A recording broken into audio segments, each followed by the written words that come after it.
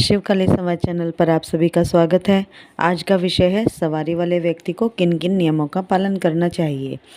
Channel पर नए हैं तो चैनल को सब्सक्राइब करें, नोटिफिकेशन बेल को प्रेस करें, जिससे कि आने वाली नई वीडियो की जानकारी सबसे पहले आपको मिले।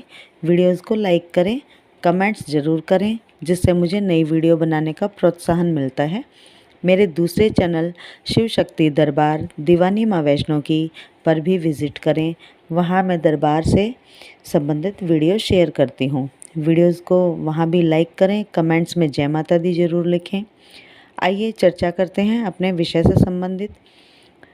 अगर आपके ऊपर भी किसी देवी या देवता की सवारी आती है, या फिर आप किसी भी देवी या देवता की सवारी प्राप्त करना चाहते हैं, तो आपको कुछ नियमों की जानकारी होना बहुत ज़रूरी है। बिना नियमों के पालन के ना तो सवारी आती है किसी व्यक्ति के ऊपर, और सवारी आने के बाद अगर वो व्यक्ति उन नियमों का पालन नहीं करता है तो वो सवारी आना बंद हो जाती है।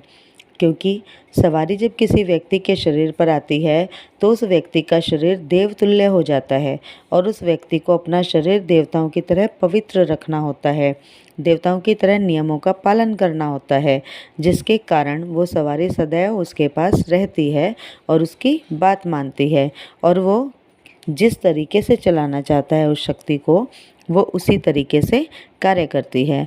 तो कौन कौन से वो नियम हैं वो सवारी वाले व्यक्तियों को निभाने चाहिए, जिनका पालन सवारी वाले व्यक्तियों को करना अनिवार्य है, उनके बारे में मैं आज आपको बताती हूँ। देखिए, सवारी जो है वो दो तरीके से आपको प्राप्त होती है। एक होता है गुरु के माध्यम से। गुरु के माध्यम से जब सवारी आपको प्राप्त होती है तो उसे हम ट्रांसफ़र कह देते हैं, यानी गुरु अपनी ऊर्जा को आपके अंदर ट्रांसफ़र करते हैं। और दूसरा होता है आपकी सेवा से, आपकी पूजा से प्रसन्न होकर सवारी आपके शरीर पर आती है। कई बार ऐसा होता है कि आपका कोई गुरु नहीं है और फिर सवारी आपके ऊपर आ गई। अब गुरु नहीं है, सवारी आ गई, तो वो लोग अधिकतर धोखा खाते हैं कि शक्ति कौन है कौन नहीं है। और कई बार जिनके गुरु नहीं हैं वो शक्ति को सही तरीके से नहीं चला पाते और शक्ति को खो बैठते हैं, क्योंकि कोई गुरु नहीं होता है उनके पास मार्गदर्शन करने वाला, उनको बताने वाला कोई गुरु नहीं होता कि कैसे सवारी को लेना है, कैसे सवारी को बुलाना है, कैसे सवारी को चलाना है।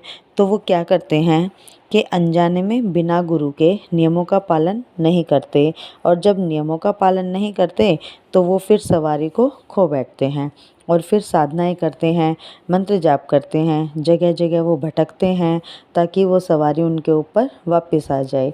तो कौन कौन से ऐसे नियम हैं, उन नियमों के बारे में मैं आपको आज बताती हूँ। सबसे पहला नियम, अगर आपके ऊपर सवारी आती है तो वो है पवित्र रहना। आपको अंदर और बाहर दोनों तरफ से पवित्रता का ध्यान रखना होगा। जैसे नहा धोकर ही पूजा करनी है, कपड़े साफ़ सुथरे आपके होने चाहिए, साथ साथ आपका तन तो पवित्र होना ही चाहिए, आपका मन भी पवित्र होना चाहिए। ऐसा नहीं कि आप किसी अन्य व्यक्ति के लिए द्वेष की भावना रखें, आप किसी अन्य व्यक्ति के लिए लड़ाई झगड़े की या फिर गलत भावनाएं अपने दिमाग में न रखें। तो अंदर से और बाहर से दोनों तरफ से पवित्र शुद्ध आपको रहना होगा। दूसरा जो नियम है उसका पालन आपको करना है, वो है भोग देना। सवारी वाले व्यक्तियों को देवता को भोग जरूर देना होता है। जिन पर माता काली की सवारी आती है विशेषकर उनको समय पर भोग देना आवश्यक है। जो समय आपने निर्धारित कर रखा है उस समय पर अपने देवता का सवारी का भोग जरूर दें। तीसरा नियम है गुरु का सम्मान। गुरु पूर्णिमा जब आए तो गुरु का सम्मान अवश्य करें, चाहे आपसे जो भी बने। वैसे गुरु पूर्णिमा पर जब गुरु का सम्मान किया जाता है तो उसमें वस्त्र होते हैं, फल होते हैं, कुछ मिठाई होती है, दक्षिणा होती है, उपहार होते हैं गुरु के लिए। आप अपने सामर्थ्य के अनुसार अपने गुरु का सम्मान अवश्य करें। गुरु का कभी भी अपमान बिल्कुल भूल कर भी ना करें। सवारी अगर आपको गुरु से प्राप्त हुई है तो इस चीज़ का ध्यान रखें कि वो सवारी पहले गुरु की आज्ञा का पालन करेगी, पहले वो गुरु के आदेश का पालन करेगी, उसके बाद वो आपकी बात मानेगी, क्योंकि गुरु के द्वारा वो आपको प्राप्त हुई है। तो इसीलिए गुरु का कभी भी अनादर नहीं करना चाहिए। गुरु अगर आपके सामने हो या ना हो, अपने गुरु के सम्मान का ध्यान अवश्य रखें, अपमान कभी भूल से भी ना करें। चौथा जो नियम है वो है माता पिता की सेवा करना। माता पिता की अगर आप सेवा करते हैं तो आपके पितृ स्वयं प्रसन्न हो जाते हैं और माता पिता के चरणों में ही जन्नत होती है। कोई भी देवी देवता जब तक प्रसन्न नहीं हो सकते जब तक आपके माता पिता आपसे प्रसन्न नहीं हैं। घर में माँ बैठी है भूखी और बाहर भंडारा लगाया है तो भी उसके कोई मायने नहीं हैं, कोई फ़ायदा नहीं है। तो माता पिता की सेवा सबसे पहले होती है। माता पिता की सेवा आपको करनी होगी तभी इष्ट देव भी प्रसन्न होंगे। अगला जो नियम है वो है कि पर स्त्री और पर पुरुष को माता पिता या भाई बहन के रूप में देखना। जब आपके शरीर पर सवारी आना प्रारंभ हो जाती है तो देवतुल्य आपका शरीर हो जाता है, तो आपको एक साधु, एक योगी की तरह अपना जीवन व्यतीत करना होता है, यानी कि संसार की मोहमाया को त्याग करना होता है। मोहमाया का मतलब है कि जैसे आपने देखा होगा कि आज के समय में लोग अपने मस्तिष्क में, अपने दिमाग में बहुत सारी गलत भावना को लेकर चलते हैं माता बहनों के प्रति, तो उस भावना को त्यागना होगा। आपको सभी को माता और बहन की नज़र से देखना है। ये बात महिलाओं के लिए भी है। सभी पुरुषों को अपने पिता व भाई की नज़र से आपको देखना होगा। अगला जो नियम है वो है कि सूतक और पातक का भोजन ना करें। सूतक जब बच्चा पैदा हो और पातक जब किसी की मृत्यु हो उसे कहते हैं। आपको दोनों ही स्थिति में, दोनों ही जगह का भोजन आपको नहीं करना है। आप जा सकते हैं ऐसी जगह पर उसके बाद गंगा जल से अपने आप को शुद्ध करें, स्नान करें घर आकर, परंतु भोजन आपको नहीं करना है वहाँ पर किसी भी स्थिति में। अगला नियम है झूठ ना बोलें। कभी भी आप झूठ ना बोलें, क्योंकि जब सवारी आती है तो आपकी वाणी सिद्ध हो जाती है और अगर आप झूठ बोलने की कोशिश भी करते हैं तो आपके साथ ही गलत हो जाता है और आप पछताते हैं। आपके साथ ऐसा हो जाता है कि आपको रोना आता है कि मैंने ऐसा क्यों बोला। तो आपको सच ही बोलना है। अगला जो नियम है वो है किसी से भी आप गलत शब्दों का प्रयोग ना करें। गलत शब्दों का मतलब होता है जब आपके ऊपर सवारी आती है और आपके चक्र जागृत होना शुरू हो जाते हैं, आपकी वाणी सिद्ध होना शुरू हो जाती है, तो आपके मुख से निकला एक एक शब्द एक वरदान होता है, आशीर्वाद के रूप में होता है। आपके मुंह से निकला एक एक शब्द वो बद्दुआ होती है अगर आप किसी को गलत बोलते हैं तब।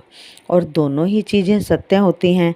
ध्यान रखें इन बातों का कि एक व्यक्ति जो सवारी वाला है, चाहे सवारी देवी या देवता किसी की भी क्यों ना हो, या जो साधक होता है, उनकी बातें बहुत जल्दी सत्य होती हैं।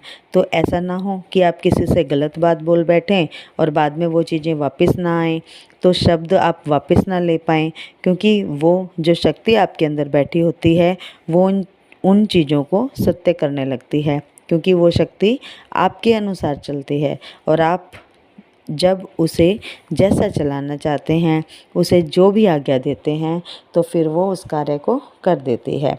इन चीज़ों का ध्यान रखना। अगला जो नियम है वो है तामसिक चीज़ों का परहेज करिए।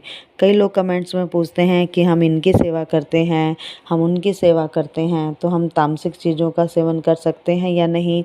मैं तो कभी भी किसी को नहीं बोलूँगी कि आप तामसिक चीज़ों का सेवन करें। ऐसे भी लोग मैंने देखे हैं कि वो नॉनवेज खा रहे हैं, बना रहे हैं और माता की सवारी भी उनको आ रही है, माता काली की सवारी उनको आ रही है, वो दरबार भी लगा रहे हैं, चौकी भी लगा रहे हैं, पूछा भी दे रहे हैं। ये अपना पर्सनल डिसीज़न होता है उनका कि किसको क्या खाना है, क्या नहीं खाना है, पर मैं इसके खिलाफ़ हूँ बिल्कुल। परंतु यहाँ मैं किसी को गलत या सही साबित करने की मंशा से ये सब नहीं बोल रही हूँ। मेरा कहना ये है कि तामसिक चीज़ों का परहेज सर्वोत्तम है। अंतिम जो नियम है वो है पितरों की सेवा। आपको पितरों की सेवा नहीं छोड़नी है कभी भी। अगर आपके ऊपर सवारी आ रही है तो क्योंकि पितृ वही होते हैं जो सवारी के आगे चलते हैं। अगर पितृ नाराज़ हो गए तो सवारी कभी नहीं आ पाएगी, और पितृ हमारे घर के देवता होते हैं। वैसे भी अभी पितृपक्ष चल रहा है, तो सवारी वाले व्यक्तियों के लिए तो ये बहुत ज़रूरी है कि पितृपक्ष में वो अपने पितरों को उचित मान सम्मान अवश्य दें, उनका भोग निकालें, स्नान कराएं, जितना हो पाए पितृपक्ष में पितरों की प्रसन्नता के लिए कार्य करें, क्योंकि पितृपक्ष में पितरों का गमन होता है पृथ्वीलोक में। यदि हमने उनके लिए उचित व्यवस्था की है तो वो हमें आशीर्वाद देकर जाते हैं, वरना वो श्राप भी देकर जाते हैं। तो इन नियमों का अगर आप पालन करेंगे तो कभी भी आपके ऊपर सवारी आ सकती है, और अगर आपके ऊपर सवारी पहले से ही आती है तो कभी भी आपकी सवारी आपके ऊपर से नहीं जाएगी, और आपसे वो सवारी सदैव प्रसन्न रहेगी। तो मुझे आशा है आपको ये जानकारी पसंद आई होगी। वीडियो को लाइक करें, कमेंट्स करें, चैनल को सब्सक्राइब करें। जय माता दी सभी को। जय शिव शक्ति, जय महाकाल, जय महाकाल।